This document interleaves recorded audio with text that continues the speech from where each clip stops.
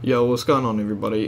Wheeze here. I'm going to bring a different kind of video. Like, I've never made a video like this. This is a hard video for me to make, and it's not a video that is something that you guys would probably want to watch, but something I recommend to just keep open and listen to while you play or something, or you can watch it if you want. It's just me playing. Just I want you to listen. I don't care if you watch, just listen to what I'm saying. But basically, I'm talking about what happened at the start of this year. On January the 16th, my uncle passed away from a heart attack. And this is probably like the hardest moment of my life when this happened, because it was so unexpected, and just the shit that's happened since then, like, it's just not fair in a way. But I'm going to explain everything and get into it. So on the morning of January 15th at about 4 o'clock, my uncle had a heart attack in his home. His two daughters, who are 15 and 12, were home, as he was with his wife as well. He got up about 4 o'clock in the morning and just had a heart attack, and he was pronounced dead for 30 minutes. When the ambulance people got there, they'd tried and tried and tried, and they were about to give up, and somehow they got his heart to start again. So because they got his heart to start again, they put him in an induced coma, and he was in the intensive care unit. While he was in there, when he first got put in there, we were all called, the rest of the family, my mum, his sister, she was the first one to find out, so we were down there pretty quick, maybe about 4:45, and to see him hooked up to all these, it was like life support and everything, was like just one of the weirdest things. He was a big guy. He was pretty heavy, but the thing is he was one of the most, not athletic, but he did a lot of stuff. Like, he was always out doing things. Like, he just couldn't lose weight. He put on weight but could not lose it.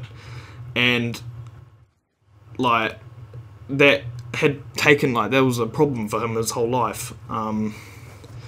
And he had had heart problems and everything, but the heart attack was so unexpected, is why it's been so hard. But he, just seeing him hooked up, because he's not the kind of person to show emotion or show, he's the kind of person that everything's alright, nothing matters about him, it's about everyone else.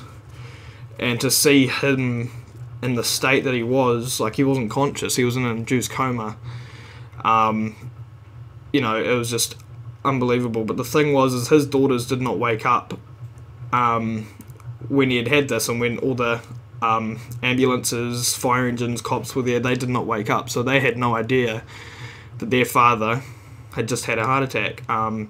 So they found out once they woke up, because no one wanted to wake them up during their sleep to something like that. That's just one of the worst things you could wake up to. Their father, it could die. And so a lot of the family came down from around New Zealand to come down while he was in this induced coma, because the doctors honestly did not know what was going to happen. They all told us that we were going to have him, they were going to have him in an induced coma for a full day, so that his brain can try to start working again on his own and whatnot. And then the day after, on the 16th, they would take it off and see how he is, see if he responds. And so the first day, the day that he had the heart attack, we were all, once his daughters found out, I don't think it really hit them what had happened, more because everyone wanted to keep positive and said that he will be fine tomorrow when they, take him out of this induced coma, that he's going to be okay. So we all put that into his two daughters' heads, that he's going to be fine tomorrow, he's going to wake up, he's going to be fine. So it didn't really impact them then. Little did we know we were totally wrong. This did not happen. You know, the next day came. The daughters didn't want to be there when they announced what was happening. Just because the amount of people of our family that was at the hospital, they just wanted to, you know, come in a little bit later, which is fair enough, you know. And basically they told us that when they took him out of the induced coma, he did not respond and he was fully brain dead. That he'd basically died the morning before. He died then and then, but his heart just kept going afterwards, and that they were going to take off the stuff that was helping him to breathe, and they thought he would die a couple hours later. Now that was probably the hardest news for our whole family, to hear that he's, you know, he's dead, he's, you know, but his heart's still going. And for my nana, my God, that was one of the hardest things, my nana, to see her son, you know, standing over her dead son, but, you know, his heart's still going, tied up to all these cords and stuff. You know, she was begging for him not to go, you know. It was one of the hardest things I've ever seen. And when his daughters walked through that door and they found out, my God, that was one hard thing to do and to see. That's creepy. But the thing is that the doctors at the hospital thought him breathing on his own, he'd only last for an hour. Well, he lasted about 8 hours on his own breathing until he passed away. They took him off the life support at 10 in the morning, and he passed away at 6:30 that night. Now, we all knew, you know, he was going to die. Well, like his, you know, but so that whole time everyone just sat in the room for all those hours just watching him, and every breath that he was taking, we were just hoping that it wasn't going to be his last, that something would happen. But when he stopped, I don't know, it just, you know, everything just changed. For me, to never really experience like this, and to see someone so important in my life just to be taken away that quickly, just like that, is one of the most painful things to experience. And the thing is he has two daughters, a 15-year-old and a 12-year-old. Now, I mean, I could not imagine losing one of my parents at that age. That's just beyond, you know, something I can think of. And seeing his two daughters and his wife stand above him with their heads touching each other, just looking down on him, I was in tears. I just could not, like, it's the saddest thing to see. And to think these little girls and their mother, they've just lost this man that he literally was the rock of our family. Like, he was the one that sorted everything every year for Christmas, for people's birthdays, for, you know, just little get-togethers. Like, we would always go to his for Christmas. He used to do Christmas lights, and he used to be in the paper every year for his Christmas lights, for people to come look at them, because he did amazing Christmas lights each year. Like, he loved doing it.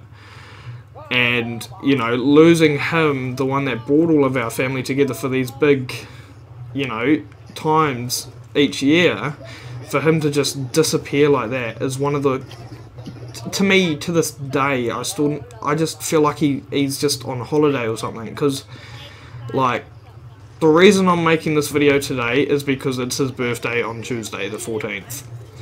And that is going to be a very hard day for our whole family. But the thing that has made this whole experience worse is that a couple weeks after he passed and the funeral had been, my auntie, their mother, I mean, don't blame her, she went odd, like, she's just lost it.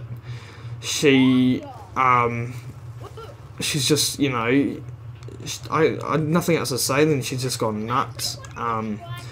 She kicked her 15-year-old daughter out of home, the one that's just lost her dad, she kicked her out of their home, and basically she had to come and live with us.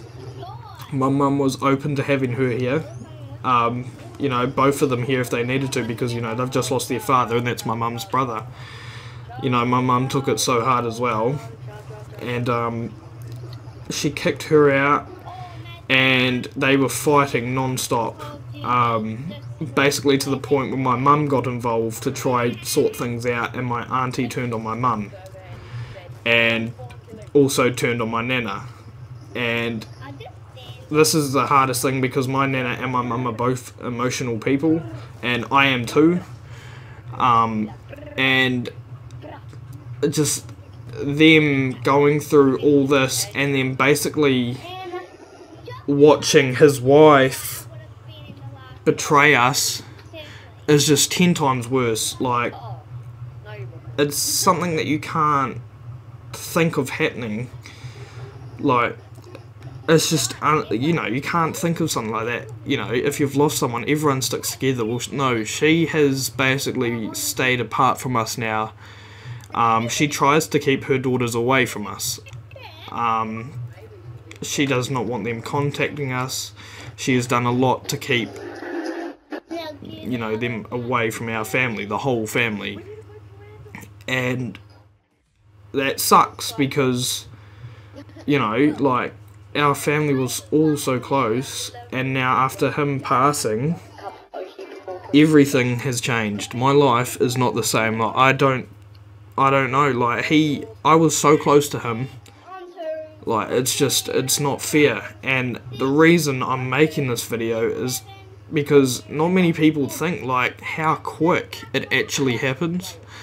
Like, I never thought of anything happening. Like, I seen people talk about it, and I just never thought anything of it. You know, and it happened to me, and, like, it's just, it's not fair. Like, you just cannot tell when someone, you know, how long you actually have with someone until they're gone. You know, it can just happen just like that, and it's over. You can't do anything about it.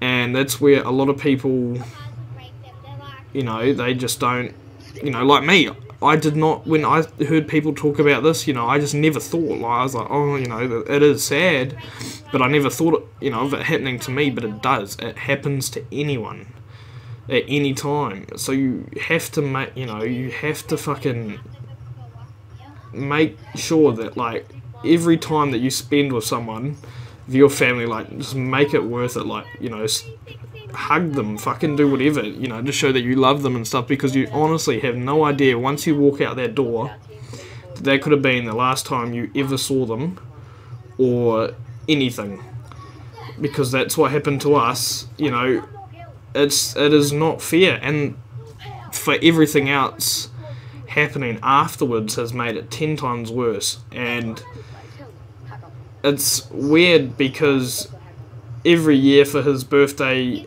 the whole family used to get together and go down to the a park near my house, and we'd always go down there for a big barbecue and stuff. There was lots of people every year, and this is going to be the first year through my life not doing it, not going to this park for his birthday and not seeing him. You know, it's something so hard just to witness, like, my family go through and everything.